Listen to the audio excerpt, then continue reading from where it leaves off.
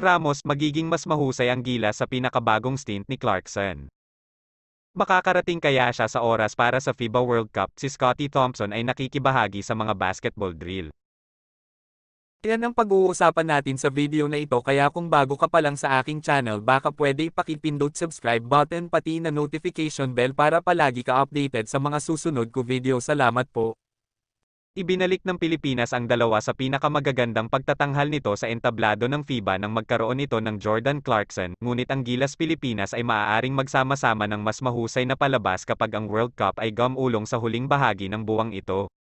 Si Dwight Ramos, ang pundasyon ng programa na naging matatag sa buong Continental Showcase na iyon at patuloy na naruroon sa ramp-up sa ika-25 ng Agosto Global Showcase, ay sigurado sa huling 12. Nakipaglaro ako sa kanya sa nakaraang window at ito ay parang adjustment period lang, he recently said about Clarkson, the naturalized standout who finally returned to Manila and reported to training last Wednesday. This time around, medyo parang mas kilala namin ang isa't isa, and everybody knows JC more.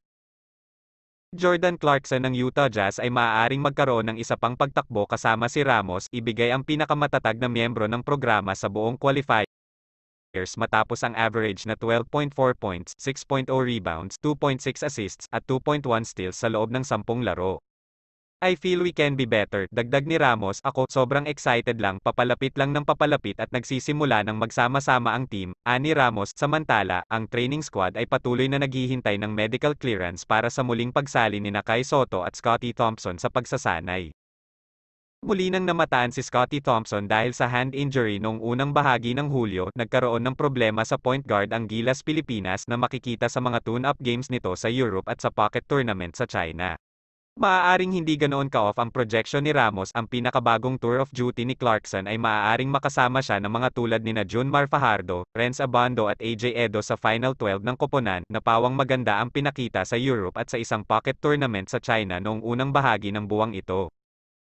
Kung isa sa alang-alang ang ginagawa niya sa koponan ng Gilas, ang do-it-all floor general ay itinuturing ng marami bilang isang kulang sa lineup ng pambansang koponan para sa FIBA World Cup.